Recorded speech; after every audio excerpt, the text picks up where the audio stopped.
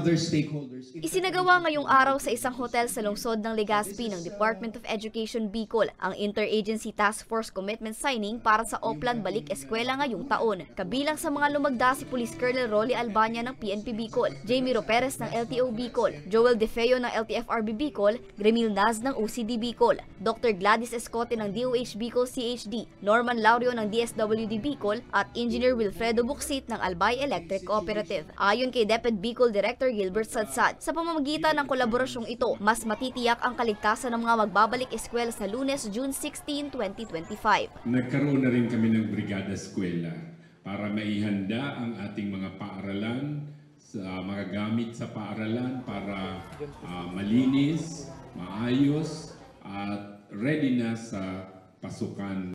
Ang paglulunsad ng OBE-IATF ay alinsunod sa DepEd Memorandum 45 Series of 2025. Siniguro naman ang kagawaran na tulad ng kanilang partner agencies, handang-handa na rin sila sa pagbabalik klase ng mga mag-aaral.